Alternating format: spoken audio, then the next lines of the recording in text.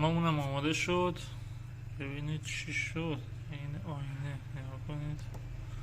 بود آمون بعد شما آقا تصمیم گرفتم یه چند تا آرم استیل برای ماشین درست کنم، چون اینا رو نمیشد پیدا کرد. میشد ولی خب اون چیزی که من میخواستم نبود.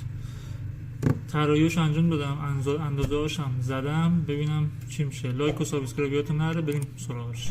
خب آقا من اینو انداختم رو کاغذ دقیق، آرم جلو پنجره رو دقیقا سایز دقیق آرم الان این من انداختم تو سیستم. اینو قشنگ این اندازه دقیقشه که انداختم روی سیستم.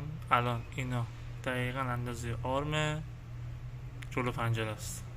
پایینی خودم درست کردم ولی بالای آماده بود. که موتورم که 15 در 4 برای صندوق درستش کردم. اینا میخوام بندازم عقب، ببینیم چه جور میشه. بریم چاپش کنیم و لیزر کنیم ببینیم چی میشه.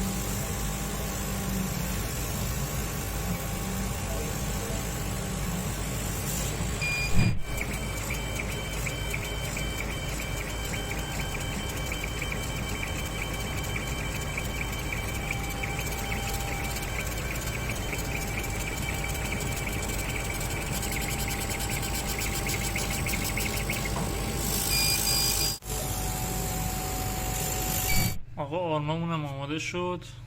ببینید چی شد. این آینه نگاه کنید. دو مدل درست کردیم. یه دونه رو بچسبونیم به ماشین، اینا که به جلو وصل میشه. این خط خالایی که میبینید مال این بود که این برچسبش خیلی سخت کنده میشد. اینا که وصل میشه در صندوق. چی شد؟